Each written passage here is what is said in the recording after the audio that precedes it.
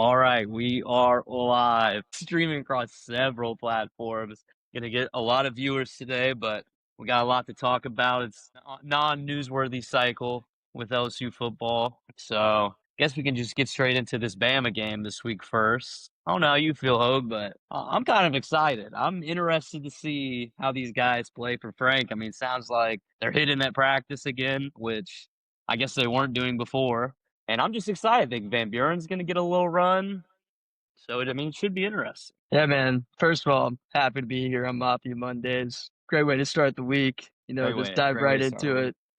Yeah, man. Honestly, the most optimistic I've probably felt about a game all season this year.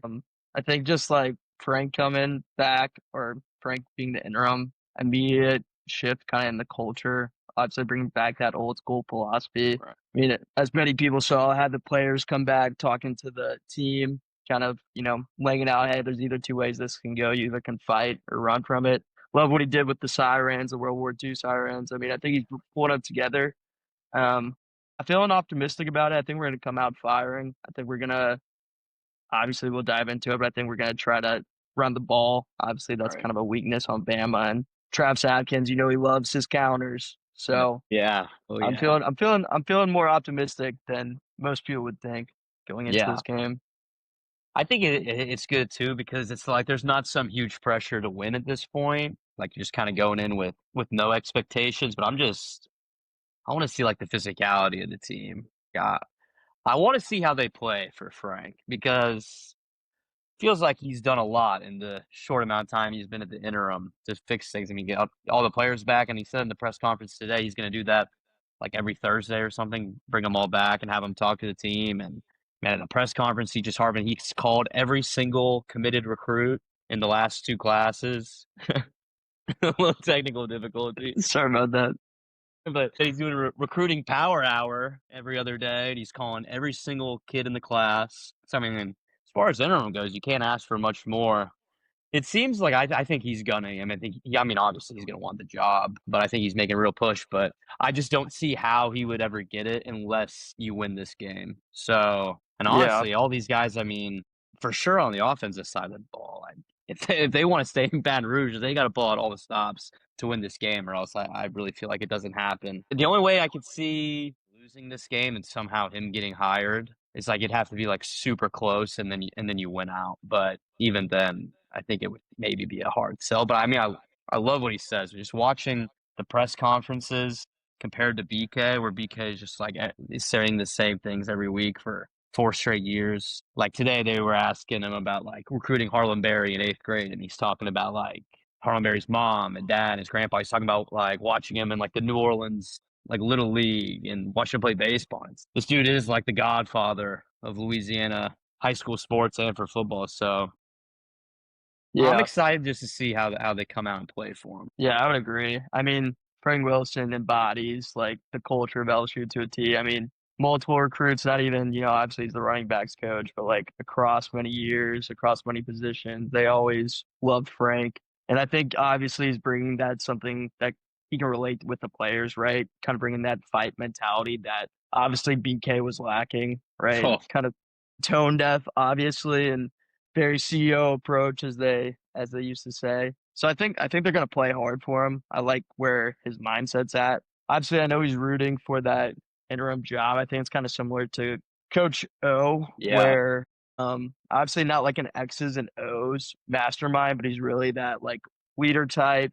I think he can give a hell of a speech before a game, get right. guys We've riled been up, missing that big time. which I think it's something that has been evident that we've just had like no fight. I think it will be interesting to see in this game is like how we play if we do go down. So say if we go down like Right. 17-7, you know what I mean? Like we're not out of it, but like, Hmm. I feel like especially with this team right now, like we just kind of churned over at any adversity. So I'm Right. interested to see how we're gonna play. And also kind of interested to see how Nussmeier plays with the new play calling. Hmm. Obviously, there's a lot of different factors on, whether it's him, play calling, whatever the case may be on why he has been playing good this season. But it will be interesting to see just kind of the game plan with Travis Atkins. Obviously, Bama ranks 73rd in rushing defense. I mean, we're 124th in rushing offense, but it seems like the last 3 weeks we've been able to run the ball. I guess what has been leaked now is that was all due to Atkins calling those Yeah, plays and not Joe Salone, or at least Atkins actually scheming up those plays. right. So it'll be interesting to see kind of how they attack Bama. And then obviously on the defensive side of the ball, I mean, I guess, thankfully we're not playing a running Mobile quarterback quarterback. this Yeah, week. I mean, that's But actually huge for us. That's huge for the Blake Baker scheme. yeah, and I mean, if you look at Bama too, it's not like they're.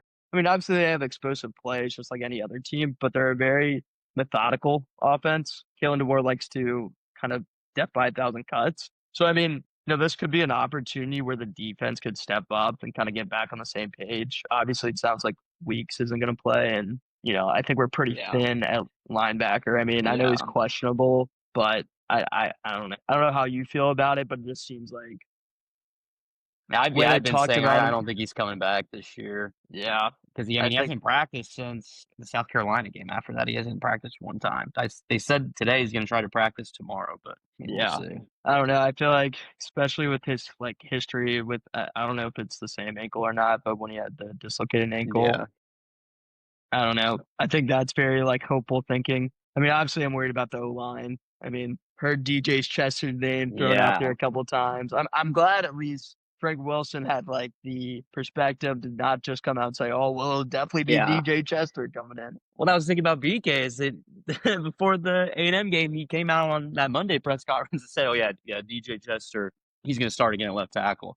And then Thursday the radio show it changes, but yeah, I'm interested to see what they do there because Hearn's questionable. And then he said, yeah, he definitely didn't lock in the DJ being the starting left tackle if he doesn't play. He said they might flip Davis, which I mean I don't know how much better that's going to be. Then I would wonder if they flip Davis, like who's going to be the right tackle? You kick out Thompson and then put like Ori Williams at one of the guards, or flip Mbanga to right guard. No, I no mean, good options. If Kern doesn't play, it's yeah. scary I mean, for us again. I guess they could throw Chester in the guard if they bang out Thompson in the right tackle. Well, that's what I just have never understood is that all year, all off season, it was just probably because poor DJ Chester. We didn't do right by him. We didn't play him at guard. He's a guard, but we play him at center, and then all they want to do this year is play him at tackle. And it's like, do we not have any other tackle that's better? Because I mean, Chester plays center because like that's the size. He's a guard, but he's not this mountain of a man. Usually your tackle is like, I mean, Weston Davis is huge. Like he Yeah, looks like an NFL tackle. Chester does not. I really hope Kern can go. I'm just crossing my fingers. yeah. I don't want to see that O line without Tyree Adams and Chester go to Bama, and you got, I mean, and Adams. Yeah. I don't know. I don't want to see what that's going to look like for an entire game if you don't even have Kern. I mean, thankfully, like, I mean, Bama's good. Obviously, like Bama's now obviously a good SEC team, but it's not like we're playing A&M this week on the D line. Like, obviously, Yeah, we're getting a little bit of a break there, but offensive line, I mean, it's been a question all season, and injuries just continue to make it worse. I'm just hoping Kern can play. He's obviously been like a bright light as a freshman. I mean, right. hopefully, if we can retain him, he's going to be good for the next few years. Yeah. Well, But that's going to be the thing with like everyone on the team is who do we retain? And I do want to say like everyone's given Frank a ton of credit for keeping the recruiting class and everything, but I mean to me it just really doesn't mean anything. I mean it's nice to see that I mean it honestly isn't nice to see. It just seems like none of the recruits cared about Brian Kelly. The real test is going to be obviously when the position coaches get fired. Like I'm seeing all these people be like, oh, Frank's doing such a good job and like all these guys are staying. It's like at the end of the season, whenever we do get a new coach in, maybe only Corey Raymond and Frank Wilson are coming back. Like, you think all those receivers are going to stay committed? You think all those O linemen? I mean, Brad Davis, there's no shot you can sell him coming back. I already saw like Bryson Martinez, one of our top like O line commits. Like he was at Texas for a visit this last week. So I don't want to I feel like some people are overstating, like acting like no matter what, this whole recruiting class is going to stay together. I just don't think that's going to be the case. and I don't know if people are just being optimistic because early signing days, like in 30, like in a Yeah, month, but like it's all going to come down to who we hire at the end of the right. day. And once all those position coaches leave, like, who knows? I mean, I'm hoping. we can retain Frank Wilson at a minimum and Corey Raymond. I feel Have like, to. I feel like that they have to keep both of those guys because yeah, I feel like if you don't keep, I think Wilson you just keep in general because he knows Louisiana so much, and then Raymond is just like what more could you want out of a DB coach? And also, if Raymond stays, DJ Pickett stays. If Raymond's gone, I think DJ Pickett's gone. Like that seems. Pickett's dad is like liking tweets on Twitter talking about it. If Raymond stays, that they're there. They're talking about it. They took less money than they could have got at other places because they love Corey Raymond. So, and I just don't know why you would fire him, like let him go. Like we yeah, did that last time. We let all those guys go, and then we just have to end up paying them back. yeah. I'm hoping that I don't know. I mean, I guess this new regime maybe will make that clear kind of whenever they're talking to candidates. Okay, there's a few guys that kind of needs part of the staff. I mean, I don't know Yeah, as a head coach you want to keep Corey Raymond. I mean, his track record's immaculate. What he's done with DJ Pickett's obviously awesome, but like he pulled why am I blanking on his name? PJ Woodland, three yeah, star out of Mississippi, and was like, okay, I can do something with that. Like, I yeah. mean, that's what he did at LSU. Like the guys like Greedy Williams, like undersized, like small dude, Right. like feel like that, where it's just like he finds a talent, he develops them. He didn't recruit Stamps, and we saw how that Yeah. Stamps is gone. But I Hey, but mean, in NCAA football, he's like a 90 overall somehow. oh, he still got that star badge. Yeah. Oof. He'll be doing good at La Tech next year, I bet. Yeah, so it'll be interesting to see. I mean, besides him, honestly, you just need Frank Wilson and Raymond to be Yeah. retained. I mean, how do you feel about Hankton? I mean, I think I obviously the want him gone, rotation. man. I want him gone. I know. I don't think. I think most LSU fans want to keep him, but for me, one thing that I've really never been able to shake is the whole Kayshawn thing. Like, what happened there? Like, I mean, let's just call it how it is. I mean, Cortez is running a train with his players on a staffer. It's shows a lack of leadership in my book. Even if you say he grew past that, just if we put the running a train aside on the female staffer, if you look, he's never pulled a 5-star wide receiver that has actually gotten like to campus, and I think that's ridiculous. I mean, you can say like like DeCorian Moore, we didn't pay up the money that Oregon did. Well, like we just said with Corey Raymond, Corey Raymond's such a good coach that you got DJ Pickett, number one corner in the nation, taking less money just to be developed by him. So that and his rotations throughout the game, like I think he played too many guys. I think that could also be part of Nuss's problem. Like last year it was pretty locked in who your three receivers were. It was gonna be like Lacey, CJ Daniels, and then maybe that third spot rotated a little bit. But this year it's like I feel like Aaron Anderson. I know he's been hurt the last couple of weeks, but even the first couple of games, like I feel like half the time he wasn't on the field.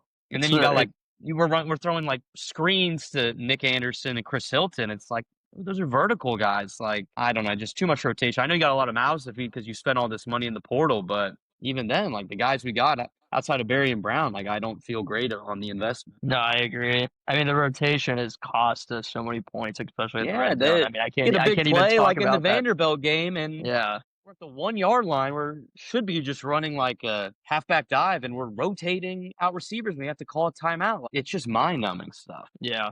And I mean, my thing on him is like, I mean, obviously you have people like Kayshawn and Malik, Brian Thomas that have like been successful, but it's like, I think those guys are just guys. Like, you know what I Yeah. mean? Like, I think they would be good Also, with all those most guys receiver were there coaches. when Hankton got there. Like he didn't recruit those guys. Like they all Yeah. were. I think his name was like Mickey Joseph, Mickey Joseph, yeah. the old receivers coach. Like the development. I don't think it's been there either. I mean, yeah. I mean, how many? I mean, obviously, there's some people that just don't pan out, but I feel like the amount of like freshmen we've brought in, like, just nothing. Like, there Yeah, hasn't been that many talent. I mean, how many people do we get in the portal this year? I mean, Aaron Anderson was a yeah, transfer.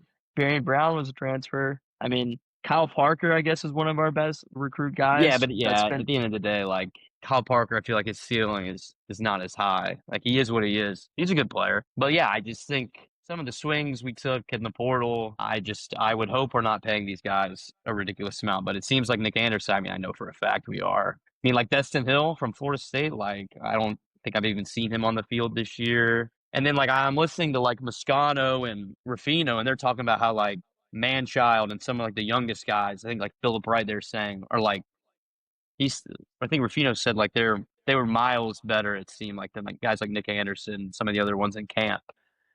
And it's just like we're gonna play the portal guys because we're paying them the money. And it's like if you get that talent evaluation wrong, it's rough. And then look on the other side of the ball where the defensive coaches like I think they're on the money with their talent evaluation. Like Delane, Halsey is like a complete beast, Even and Cooley's been Cooley, playing well. yeah, and I mean, I'll he's say good. Patrick Payton, I think, is good. He's just like not a beast standalone DN. Like he misses Relaford a lot off the other side of the edge, and I think that's going to be the key to the Bama game on defense is can you get a pass rush? Because we have not been having that. Because we got had Gooden banged up, he'll be back. Butler will be back, which will be nice. Because we just can't run out Dylan Carpenter again, man. If I see respect to Dylan Carpenter, program guy, but they asked Brian Kelly about him, and he's like, "Well, we just love how Dylan Carpenter's. We know he's going to be in the right spot at the all time, but he's a DN, man. You have to get pressure. I'd rather see a guy like Shanklin, like one of these freshmen, get a shot. Shanklin played like Yeah, one time against Southeastern and got like a sack and a half. So I'm hoping yeah, some of the more talented guys get a shot with Frank. yeah. And I can see that too, because I mean, we can also touch on this now, just like the practices ramping up physicality. It sounds like they're just trying to make them compete Yeah. more. You know, it's obviously the portal is something that's been part of college football, and like you're paying guys, so you want to use them, but like Hmm. it's not how this works. Like Yeah. if we pay a guy $1 million, like that's on us for whiffing, but You don't like have to play him if you he's don't not the have to best play guy. him. Yeah, I Like agree. every time we try to throw a Nick Anderson, for example, like, we're just forcing it to him. Like it's Right. no flow. It's like He also screens, just and he's like a 6'5" receiver, like jump ball guy. Like, what are we yeah. doing? We got Darian Brown, Xavier Thomas, way better dudes to throw screens to. Or, we'll throw to Bauer Sharp a screen, like the slowest tight end in the SEC. It's just, And he's still an another person, offense. Yeah, mind numbing.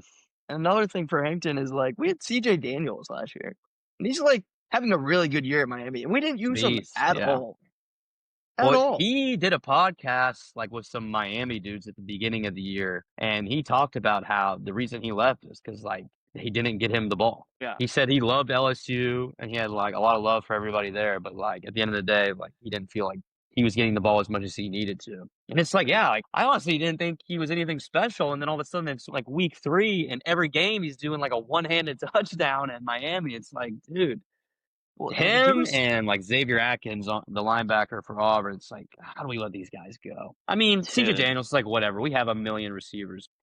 Yeah. Atkins, that one hurts for me. I every time I see his name pop up, it just pisses me off, to be honest. Yeah, Atkins is tough. I mean, I love West Weeks, but like potential Yeah. with Atkins was it's way more there. And it's Well, like there's more how like they played Keys over him. Like you can't tell me Atkins wasn't better than Keys last year. Like there's no way he just popped up at Auburn and was this absolute stud. And like from like the podcasts of the LSU reporters I watch, it was because once again it's the thing with the Kelly regime is if they like how Keys like 100% always knew his assignment. Like he wasn't going to blow anything. But you just got to put your dudes on the field and live with the mistakes as a freshman. That's one thing I'm not going to miss about the Kelly era is the unwillingness to play young guys because you're afraid they might mess one thing up. Well, you play the guys that aren't as good and it costs you. yeah.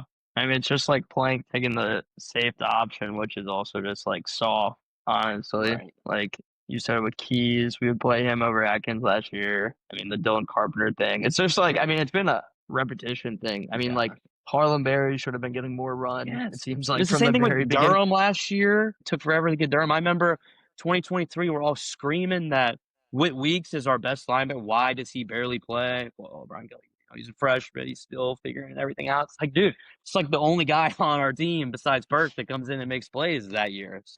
But I want to get And back to so like the practice intensity because that was like the big quote that came out of today's press conference that Blake Baker went to Frank and was like, or I guess Frank went to him and said, what do you think we need to do? Because obviously, the defense has kind of been going downhill. And Blake told him, it'd be good to get like a live action in practice, get some more physicality. So they're not just showing up on game day and haven't hit anybody in a week, which is just crazy that we're not being physical at all. But immediately when I saw that, I thought back to a Brian Kelly press conference like right before the Clemson game. I think it was like the week of the game, and he was like boastful and bragging how like little injuries they got this camp, and how they track everything, and they want to make sure there's no soft tissue injuries, and how he was so happy that they didn't have any injuries, and that's something they look at. And it's just like, yeah, it seems like they're not probably weren't doing anything. Like you're trading off, yeah, you're gonna get injuries, but to have a soft football team is far worse. Yeah. It's definitely not the old school mindset that like No. any LSU team had in the past and just like being physical.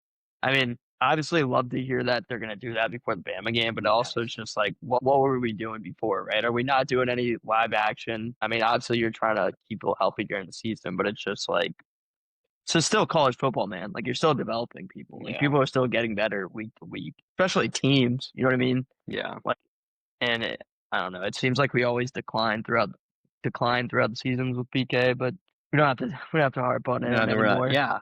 So I think of LSU. When I think of like the Les Miles years. I think of that one video where they like the big cat drill, and like I just remember before I was an LSU fan. Like I always remember like every time on defense LSU, like they have all 11 people flying to the ball and like running through it, and like, I remember Devin White. He's like you crawl after he makes a big hit like 10 yards on the Yeah. field and beat his chest. Like, we just haven't had that since 2019, honestly. And, No. Frank was there after all those years, so I'm hoping we get some of that, like, swagger back and physicality. Because honestly, I mean, we have nothing to lose this week. If we go out and get skull fucked by Bama by 35-40, like, okay, it is. I mean, it'll be a little disappointing to us because we're kind of hopeful for a little bit of change. But in the grand scheme of things, it's not going to matter. We're not necessarily playing for anything. Like, we're not making the playoffs. I hope they Yeah. put out some wrinkles on offense, and I think the defense could get back on track because not having a mobile quarterback, I think, I honestly makes the world of difference. Because I think, I mean, what's the best part of Bama's team? Like their weapons. I still love like I think we have as good a DBs as anyone in the country. So I think we can match up there. I think we're decent at stopping the run, but it's just kind of like you said earlier. The second we get down by more than one possession, it's like everyone freaks out, especially on offense. Like you go Yeah. down 10, it's the second quarter, and it's like we're running the air raid now because we feel like we're running out of time. It's like you can still run the ball, you can still do things. So I Yeah. feel good about Frank. I don't think he's going to do that anymore. And another thing that he mentioned in the press conference is he wanted all the coaches to be heard, which I thought was like a slight shot at BK, and that he's getting everyone in the coaching staff involved because it's kind of like you said, like what were we doing before? Like we weren't being physical at all. I think it's no one really think they could say anything to BK. I don't think the staff guys liked them too much because now that it's coming out that it was really Woodward that hired all these defensive coaches after Brian Kelly swung and missed on like 90% of his initial staff. So I'm just interested to see how they come together. Like, I think we're gonna find out how big of a cancer BK really was. Yeah. I agree.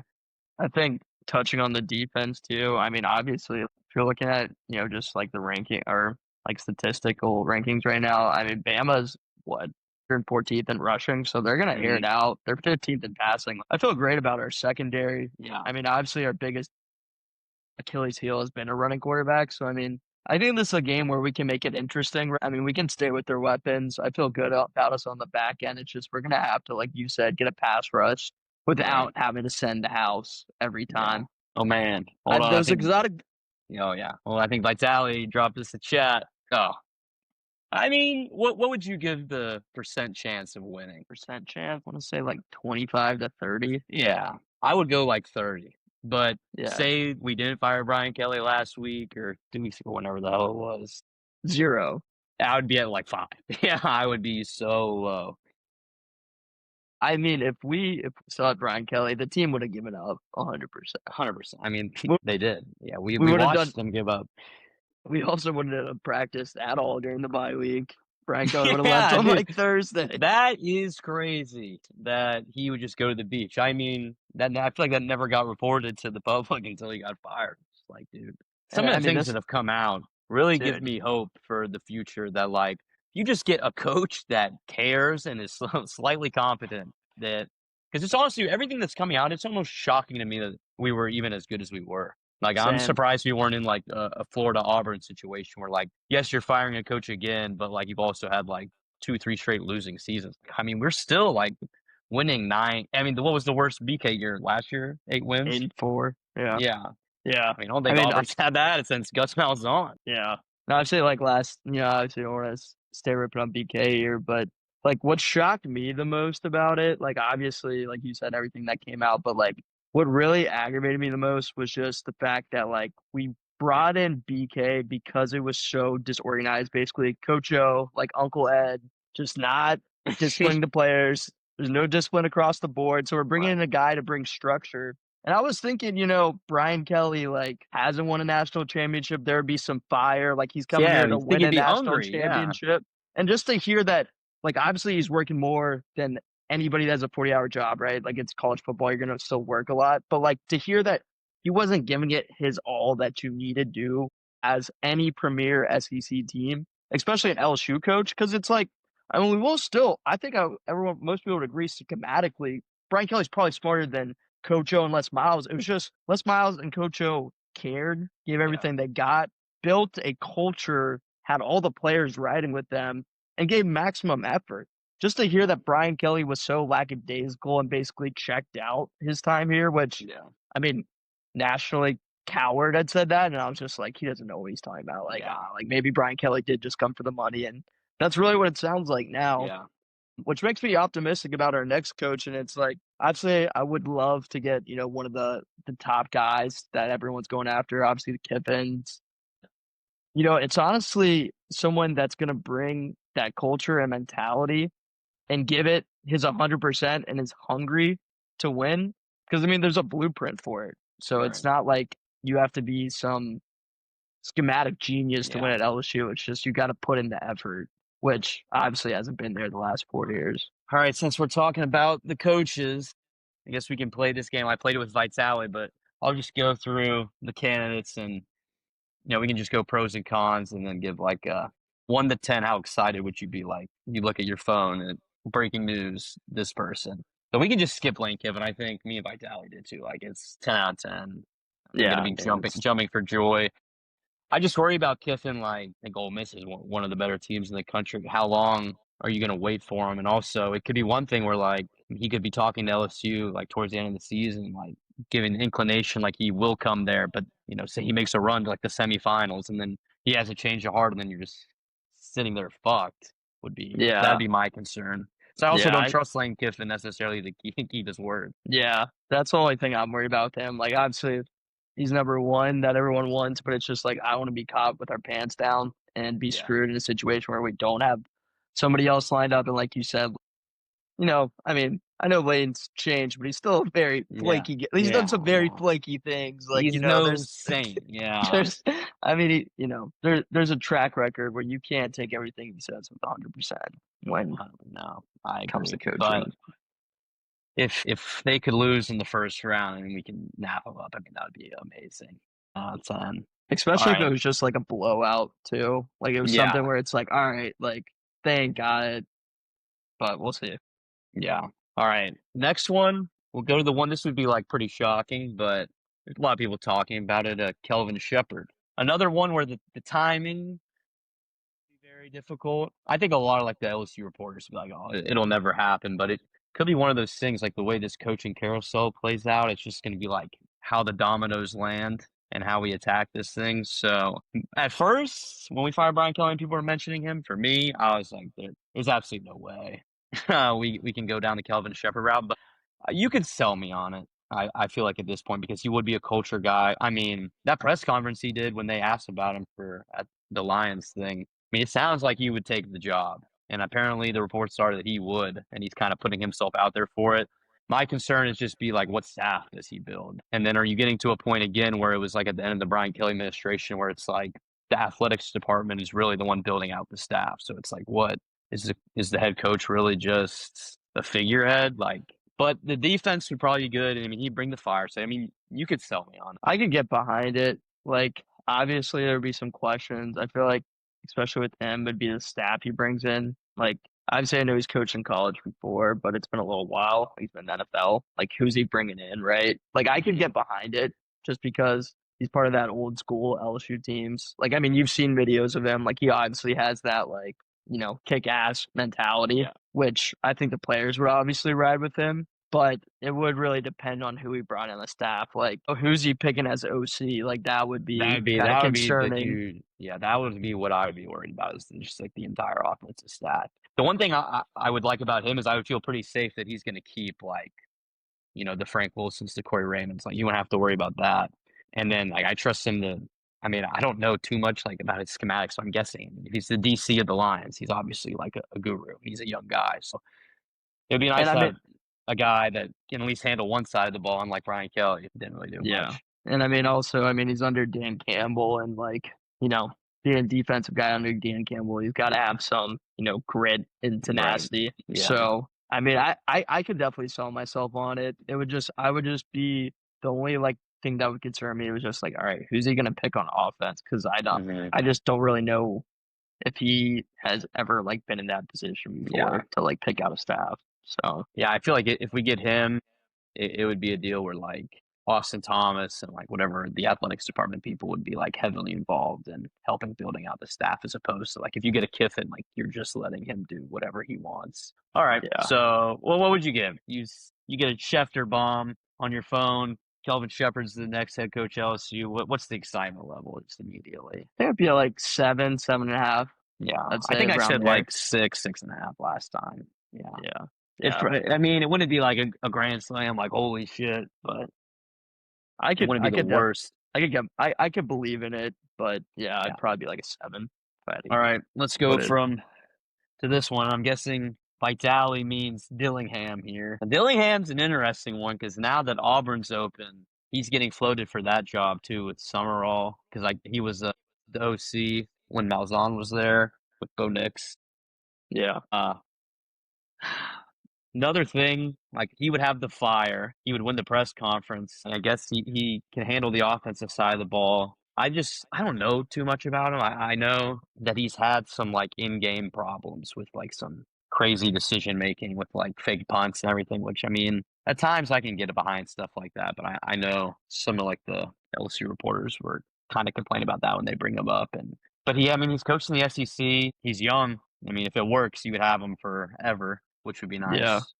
But I what do you mean, think? obviously I like the offensive side of the ball. Like it's, obviously ideal to have someone, I think, especially on offense, because you don't have to worry about replacing an OC. You can kind of get Right. a good quarterback pipeline through that. But I just think it's kind of the unknown, right? Like obviously he's at Arizona State. He has the ability to gamble, like you said, on a lot of plays. And it's just like, where would the decision making be at an institution like LSU, right? Like, Hmm. you know, this isn't Arizona State. You Yeah. call a fake punt on your 30-yard line. Better You know what I work. mean? Yeah, It better better work. work. So, I wouldn't say like I know a ton about him, but like obviously I would be excited about the offense. I just think like the experience isn't super long, so I just think you're Yeah. taking more of a gamble on him. Because I Yeah. mean, I just think if it went south or like it didn't go as planned early, it could go really south really quickly with Yeah. him. No, I agree. And that's the thing. Like last year, Arizona State, they had like a very, I mean, they were picked dead last in the Big 12 before the year, but they had like a very senior roster. But I mean, I think what he's doing right now is still pretty impressive. I think they're what 5-2, and they haven't had their starting quarterback for a Hmm. while. Who I know going into the year he was like floated as like a first round pick. So I could sell myself out. It'd probably be like another 6. Yeah, I think I'm in the same boat, like 7, 6. Like I think I could sell it, but it's just like it'd be a little bit like, all right, Like, oh rolling the man, dice. I'm We're gonna need to rolling the see that dice. first game. Yeah, Yeah, no kidding. All right, what do you think about Summerall? I think I mean, I Summerall. was loving them, and then they lost to UTSA Yeah, last week.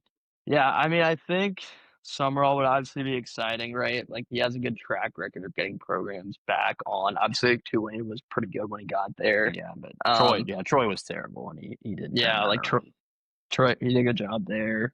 I mean, I would be pretty excited in the fact that one, he knows Louisiana. He could get. I think he's a very guy that the players would ride behind. Definitely, He yeah, has a lot of head coaching experience. Obviously, it's just a concern of right. This guy's making a jump from non-power five to or non-power four to the SEC. So seeing how he would handle that, but I think it could be a very good hire. Like I think that's one of those you can get at a discount, and it would almost remind me of almost like an Elko in a way, but where yeah, it's like hey, it's not a super exciting hire, but he gets the job and he yeah, knows what he has to do. And I think he would understand what he would have to do as the right, LSU head coach.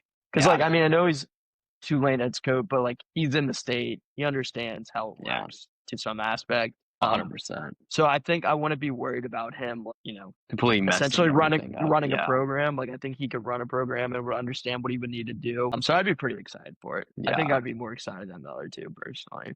I agree. For me, it'd be like a 7 or 8. Like Yeah. past Kiffin, that's probably who I would want.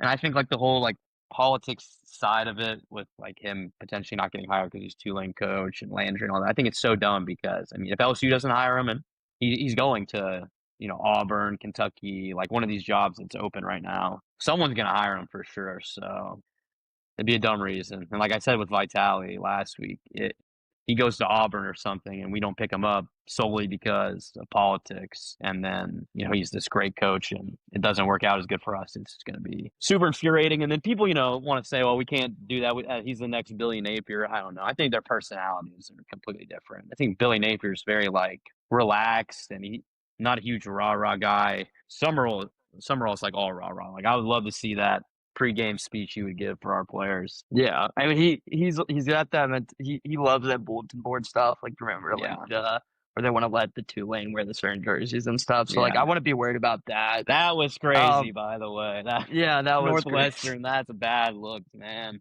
Bold move by Northwestern Yeah, there. for like Katrina anniversary, and you're gonna say no. It's pretty wild. Yeah, pretty But imagine crazy how good scenario. something like that would play at LSU. Like if Yeah, someone slighted us in some way in the media, and then he comes out of a press conference and just completely shuts them down and bitches them out, like that would be like the fans would absolutely love his personality. I feel like. for sure. And I swear to God, if we don't get him because of the Landry stuff, which Yeah, is already so infuriating that yeah, that's making just like waves on our coaching hire. But like you said, like if he turns around and goes to like an Auburn or I mean even a Florida by any chance, I mean I don't know if that would yeah, happen, but even Arkansas, and you just see yeah. him immediately turn that program around, and you let him walk. And honestly, it's like I mean he's gonna be cheaper than most of the head Kiffin, yeah, guys, yeah, and like I'm sure if it came down to it, and LSU was offering, I mean if we're just throwing out a number like 8, 9 million, yeah, and Auburn was offering him 10 to 11, he's staying for LSU. yeah. Like he's going to take that discount. Yeah, it's such a better job. I mean, I guess he's from like Huntsville, which is right by Auburn. I But saw that, yeah. But I I don't mean, know. I think he would if LSU offered him the job, he would do it.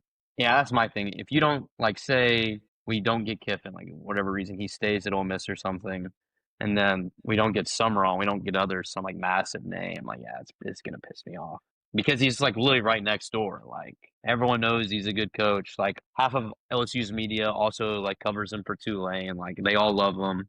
It would just be frustrating if politics get in the way of that. And Governor Landry, man. Uh, Just always but keeping something interesting. I mean, he gives us a lot to talk about. I guess that's the nicest thing we can say. All right, next one. I feel like this might be the most controversial name across like every opening right now in the SEC. I And think I I've know seen him you're for Penn State. I think I know Drinkwitz. dude, I knew you were gonna say him too. Yeah. I'll be honest, at first I was saying like no, no, but after hearing some people talk through like it'd be another situation where it'd be like a 6 out of 10, but I could convince myself that it was going to work. Because I guess when he got hired, like around the same time as like Brian Kelly, I think it might have been the year before, like he got hired in the same year as a lot of coaches in the SEC got hired. And if you would have been like, that's going to be the guy that's the most successful out of, Brian Kelly, Billy Napier, I think it was like back when Brian Harsin was at Auburn, you would have thought, no way. I remember I thought he was going to be fired in like 3 years. Like he's a goofball. It's Missouri, but they are consistently good, and he recruits well, and he's super passionate. Yeah. But it just seems like for whatever reason, like people don't like him. Like I was telling Vitaly this, I was like, I don't think I like him, but I don't even really know why. I think it's just I heard that he's like corny. Yeah, I think I'm in the same boat where it's just like there's just something about it that's not a sexy name, like at all. Yeah, And it's just like I mean, he has the track record. I mean, Missouri, obviously it's Missouri, and like I think he's squeezed the lemon out of that program and right. done really well there. I mean, he does get fired up on the sideline, but it's just kind of a cornball. So it's Yeah, like you just don't know like if it's gonna be one of those like Brian Kelly things where he just comes right. in and doesn't work out. I mean, I think he would obviously buy in to the program, Yeah, yeah, but I guess on the excitement scale, I think I would be like at a solid 5. Like I just yeah, don't know if I would be like, God, like it's a home run higher. But like yeah. I wouldn't say like it would be something where I'm like, all right, like this we It's totally not gonna whiffed. go. gonna be a disaster like it No. could be with some of these other people. And like he has experience in the SEC, which is Right. always nice. Like he's played good games. I mean, he's played us tough whenever Yeah. we played him. He played Bama tough. Like I mean, he's done well there. So it could be something where he's just kind of under the radar. But I wouldn't hate it. Like I think there's worse hires once we get into like this name range. How would you feel Yeah. over him? Would you want him or Dillingham if you had to choose? Oh, that's so tough because I feel like Gillingham's ceiling is probably higher, but there's just so much more unknown with him. That would be really tough. I don't know Yeah, because I'm usually it's like that would be really hard if you had to pick. Man, I think like Dillingham would play better. Like the fans would come to him quicker, but there's just so much unknown with him. Whereas Drinkwitz, I know he'll at least be solid. Because what turned me around on Drinkwitz a little bit is that when you like read or not read up, like I listen to people tell you his pros. He's a really good evaluator of staff. Like he got Blake Baker in after we fired him, and like I don't even think most LSU fans even knew that like who Blake Baker was as our linebacker coach in 2021. And like he's a good DC. Whatever OC they just have now is really good. That would be another thing I mentioned last week is I really don't think I want Drinkwitz unless we're bringing their OC with them. But there's also been some rumors that like because Drinkwitz also is like heavy for the Florida job and Auburn now. That if he gets hired away, they're just gonna like promote the OC from within. So that's one thing. I also don't know how I feel with Drinkwitz because like half of our defensive staff was at Mizzou, like with him that we yeah, hired away, like Kevin Peoples, I think Jake Olson, the safeties coach, and obviously Blake Baker. So it's I don't know how I feel about keeping the defensive staff. Not that I don't like any of them. It's just, do yeah, you want to stick a coach with like half of the same people that were here before, or you just want to like completely do a culture reset? I mean, Drinkwitz, he can identify staff, and the other thing they said is that he is hit on quarterback out of the portal every year he's been there. Like yeah, they always have had a decent quarterback, and they got Bo Perbula or whatever, and I don't think like anyone was raving about him out of Penn State. And he was, I mean, before he tore his shit, he was looking like really, really good. So yeah. I mean, I think like you said, like at least he's been evaluating well, especially with someone like a program where resources are definitely more scarce than at yeah, LSU. You know what I mean? So that's definitely the benefit. But like you said about like the staff, the Missouri thing is interesting about like the defense because it's like I like the defensive staff. Like I think the players like them, but it's just, I think I if mean, you're making this move, let's just change it yeah. all at this Like I point. think I think you got to rip the band-aid off and let Yeah. everyone go. I mean, Would he obviously we need talked about the anything key guys. attached to the Brian Kelly era? I think it's just, except for Frank and Raymond, would rather just flush it. Because also Well, it's the thing, like Blake Baker's going to be a candidate for the Tulane job once Summerall goes. that would be kind of a funny situation. Yeah, and it's like I'm sure if he gets hired there, then he's going to bring a lot of the staff. So it's yeah, Yeah, it's and interesting. we So many forgot we still different scenarios. we still got an OG from the NO area, Brad Davis, holding it Oh man, down. he's gone. He's gone, man. I forgot Yeah, he was the interim when we the played head coach. Kansas Yeah, it's pretty State. crazy that of everyone on that staff that year, he was the one that made it through. Tells you a lot about what how good Brian Kelly was right out Yeah. the jump. Well, I also read in The Everyone else Athletic go. last week that they said when BK came in to do, he's at Baton Rouge, but obviously like, they're doing bowl prep and everything, and they said it was like one of the most bizarre like coaching transitions because apparently he didn't talk to any of the assistant coaches there. He just kind of like watched and didn't do anything, and then like the coaches didn't know what to do because they feel like how am I gonna be able to keep my job if you're not even like watching me? And he's just like this eyeing this guy, but he's not saying anything, and they kind of just talking about how weird of a process it was. It's like, man, it was really just bad out the gate with Brian, but at least we can put that behind us now. All right, this is one more name, which I mean, I know your reaction to this will be the same as mine, but I have to throw it out there because fucking Moscano said this on his show today, and I can't for the life of me figure out. He was going through like the realistic coaches that be hired, past like the Lane Kiffin, Nick Saban, Dan Lanning type deal.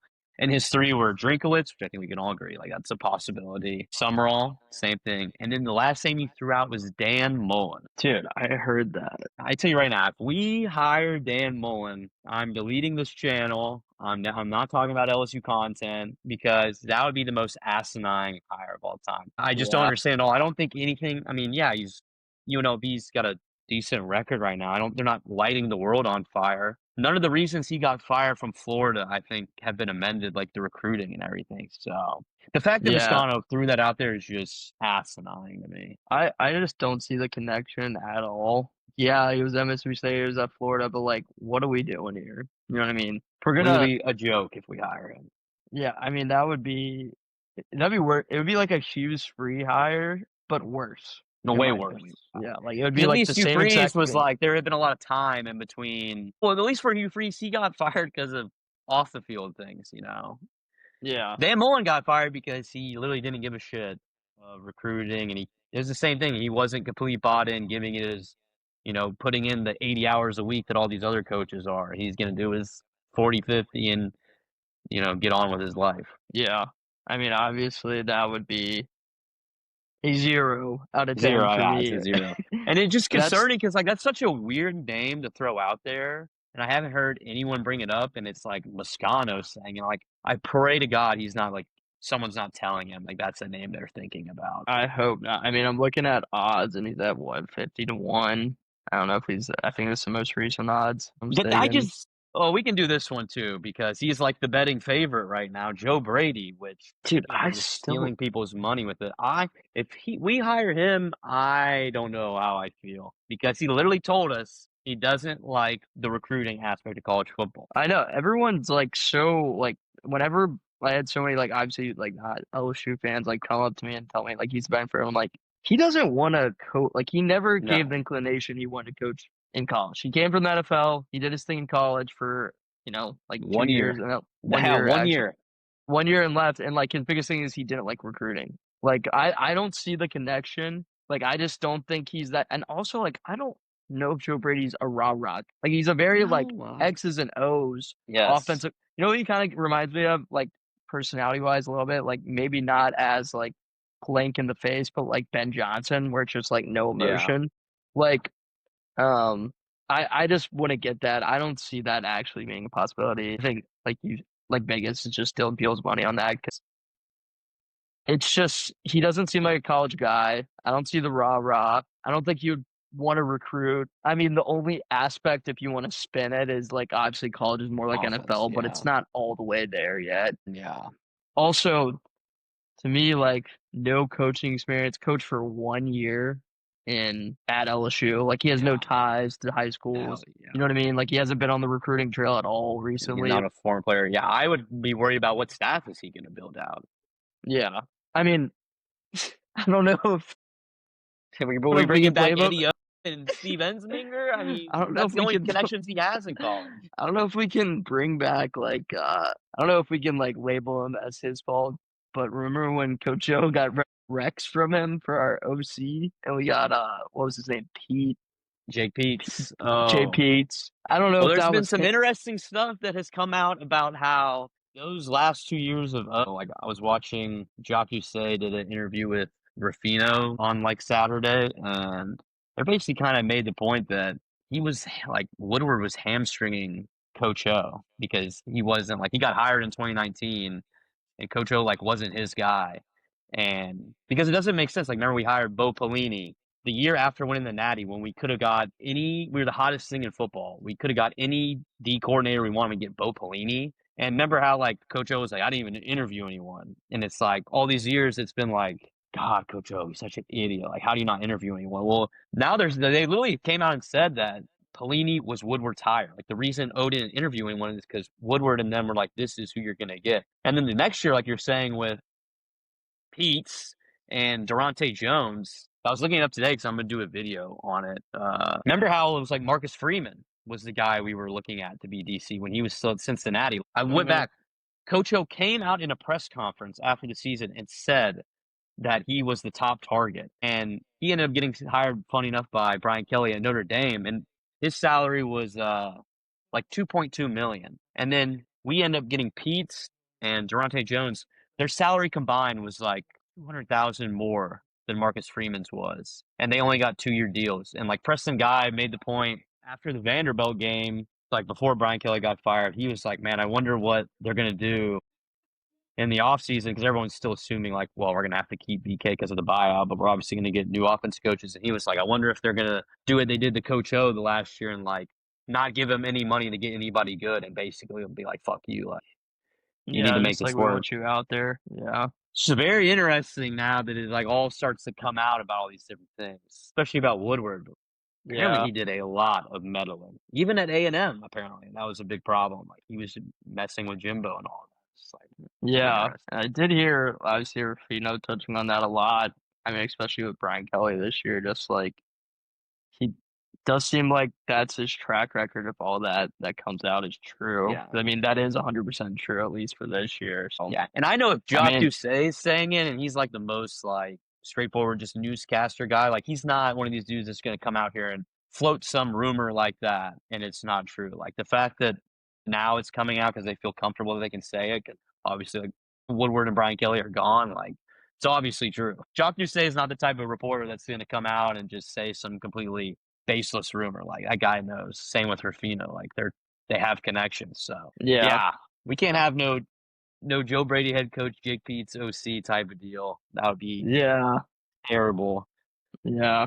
Yeah. Honestly, wouldn't love Joe Brady for what he did, but wouldn't be that happy if we hired him Yeah, as our head coach. give me Shepard was the risky hire before Joe Brady. Yeah. Anyway, like I think Joe Brady's like the betting favorite right now to be the next Bengals head coach, and he's just so much more of an NFL guy, like you said. Like Yeah. for me, whenever I see someone like on Twitter or something saying like get Joe Brady, it's like you must be such a casual fan. The man literally came out and said he really didn't like college football because of the off the field aspect of it, and that was in 2019, like pre NIL. It's only gone that's like 10, it's only gotten 10 times worse and 10 times more important. Like the head coach has to be someone that's like locked in with recruiting and that's like working his ass off, or else you see what happens. Like it'll be like Brian Kelly. You're just completely relying on your assistants to do all that, and no one's actually bought in for the head coach. Yeah. Yeah. No, I think it's just a sexy name people throw out there, but it never made any sense. Like you said, also he's up for a head coach. Like he's trying to be a head coach in the NFL, and he's starting to get to that point, especially with Bills looking like the way they are. I mean, if he could be the head coach of the Bengals next year, I mean that'd just be so sick. Like bringing the band back together. Yeah, man. It'd be a good look for LSU, but God, the Yeah. Bengals need to fix that defense. It Well, I mean, is. they never are because they're just so poor. Like they're broke. I mean, they spend all their money on offense, so this is what's gonna happen. Yeah, They're gonna lose 50-48 every week or whatever it was. That was a crazy game. yeah. It was a Joe Flacco throwing, Legend, turning back the clock there. dude. Honestly, but rough week for LSU, man. We lose Jaden, snaps his arm in half. We got no Malik. Brian Thomas, I don't know what happened to him. He got hurt again, but Yeah, he's he's definitely looked disappointed off. this year. Obviously, Burrow's out. It's like Jamar and J.K. Pettis, man. It's the only guys we can watch. Yeah, dude. It's been a rough season, especially NFL. Jaden, I feel bad. He's just got that injury bug this season. Why he was even in the game? I mean, you're running QB run down 31. Like the stadium's empty. What are we doing, Dan Quinn? Yeah, that I mean, very questionable decision to say the least. I had one name. I mean, I don't know how much he's still in contention, but I mean, I know it's still been kind of thrown out there a little bit. But Brent Key, Georgia Yeah, Tech. yeah, yeah. You could. It's another one of those. You could convince me. Like it's a six. Like obviously the toughness and culture you can count on, but it's like you don't necessarily know what you're getting on offense. I think the book's still out because everyone says the games in which Hayes King hasn't played or been on the team, like the offense has been horrible. Yeah, But yeah, it could be like he inherited Georgia Tech. We were talking about this last week. I mean, they were literally running the triple option for like a decade, yeah, and he turned that around, which is super impressive. But I don't know, like he went to Georgia Tech, played there. Will he leave? yeah. I mean, obviously, it's But hard to pull people from like their alumni. yeah, I mean, I'm sure most people see it. Like Fetty came out in that interview just of having those old school practices, right? Like the yeah, mentality would definitely be there. Like you would have that rah rah, that fire, like bring culture with him. But how much would he be helping on offense? Still up for yeah, debate. I mean, he's still relatively, um, he's done some good things, but it's not like he's blown out of the water yeah. yet at Georgia Not a Tech. huge But body of work. yeah, but I mean, I guess in the terms of him leaving, I mean, they did lose this past weekend and kind of a Yeah, disappointing game for them. So it's like that yeah, obviously helps the case. But yeah, it's one of those like a 6 or 7. I feel like honestly, like in this coaching hire, like for me, obviously, the white whales, like outside of Lane Kiffin, like Dan Lanning, Saban, all those guys. But like after Lane Kiffin and Summerall, it's kind of like most of these yeah.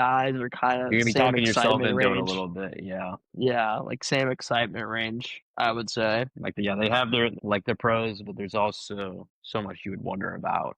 Yeah, I agree. Like, yeah, I feel like Jeff Brom, like at Louisville, he's in like the same boat. We talked about him last week. I like About him. I think Jeff Brom, yeah, Louisville's coach.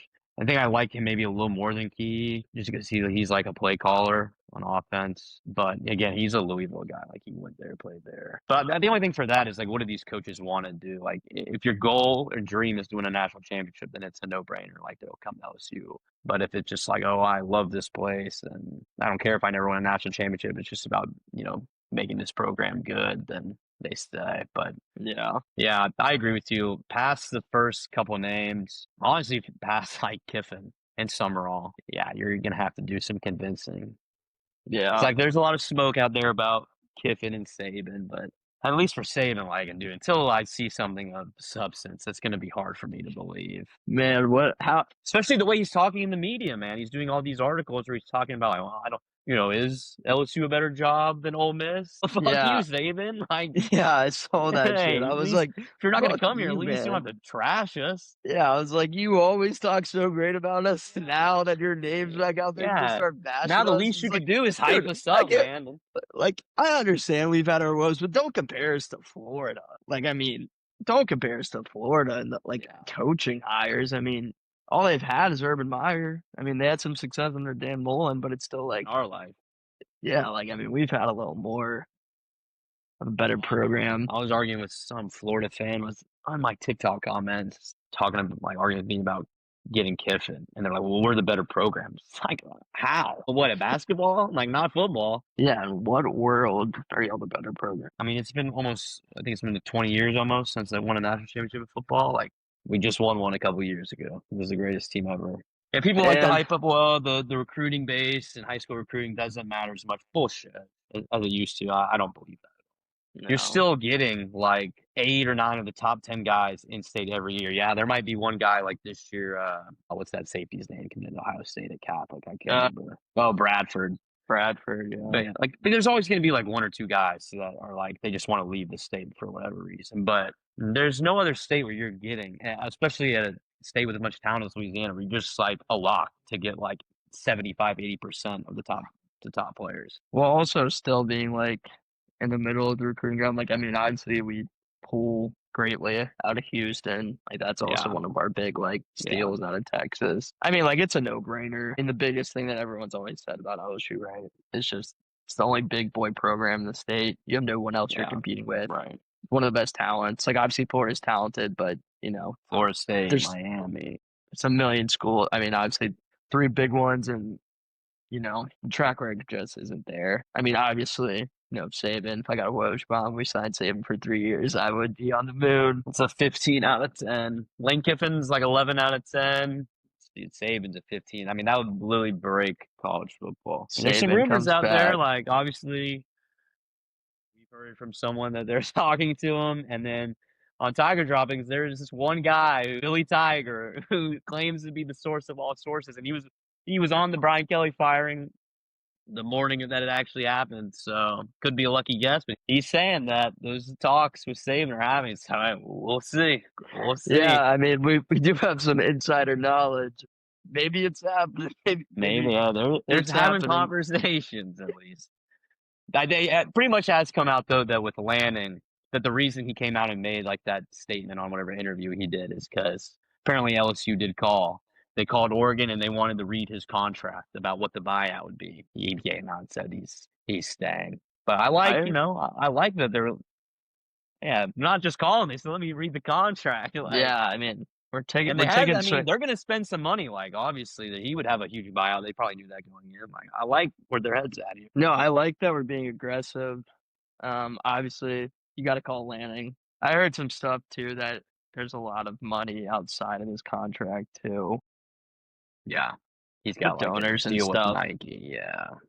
But yeah, no, I will say one silver lining is like, when NIL first started happening, it was kind of like, is LSU going to be able to keep up? Right. But sounds like we got quite the money that, has Yeah. been flowing around. So it It sounds took like we're one embarrassing loss to come up for one dude that's gonna cover like 45 million of the buyout if it ends up being the full thing. yeah. So So I mean, yeah, I am happy to hear that, there's no lack in resources, and that's been no, said by pretty much every yeah, media member now. yeah. And So I mean, all the money we raised last year. Imagine you get a guy like Kiffin or Saban, God forbid, came in. I mean, dude, the amount of money you'll be able to generate before this next season, just from the dude, and fans again. I feel like that's where a lot of the money came last year is the $1 million match with BK. Like everyone donating a couple $100 here and there, and it adds up. You get a couple guys. yeah, definitely, definitely. I mean, I contributed this past Yeah, we season. have a good $100, and I let that LSU gold run again. So I'm back to back donor, proud. But tell you what, if they hire Dan Mullen or some bullshit coach That funding's at the end of getting this year, cut. the gold is getting canceled 100%. Yeah, man. Yeah, Oh man, we got that'll be something. Jackson tuning in. Hey man, should be on here. But good luck with Yeah, your man. test, sir. Study up, Jackson. Well, all right. I think that pretty much covers it. But before we get out, let's give a little score prediction for this Bama game. Man, Give a final score score. prediction. Yeah. Let's tell the people what they need to go bet exact score on this weekend for this game. Man. So obviously you're gonna take the Tigers in Yeah. the score Oh prediction. man. And a Shocker there. shocker, and a shocker, LSU 24, Bama 20. We I'm be popping. Yeah. predicting a exotic blitz to end the game. Oh man, if Perk could get another stop on the last play of the game, it'd be huge for his legacy. He Man, needs it, man. He needs it. yeah, I think if we're gonna win the game, that's the type of score it's gonna have to be. I'll go Yeah. 28-24 LSU. Yeah. We kind of shut them down, and I think Harlan Berry 100+ yards, take it to the bank. Yeah. I think this is Harlan Berry's game, and Atkins is going to feed him the rock. And honestly, I'm hoping Nuss can recover some of his legacy in this game, but we'll see. Yeah, we're rooting for you, Garrett. We're rooting for you, Nuss. But All yeah. right, been a great Mafia Monday, Hogue. It's a pleasure having you on, Hey, and could have doing this started the again. week. Couldn't think of a better way to start the week than Mafia Mondays. Mafia Mondays. Hey, every Monday we'll be live around this time. Come drop your chats. And Please. Mr. Froman, before we get out of here, 31-14. But Mr. Froman, is that Bama you're winning, or we got LSU? I hope that's LSU. All right, Mr. Froman's got to get back to his test. Mafia Monday, we're signing off. Everyone, we'll see you Sunday. See you guys.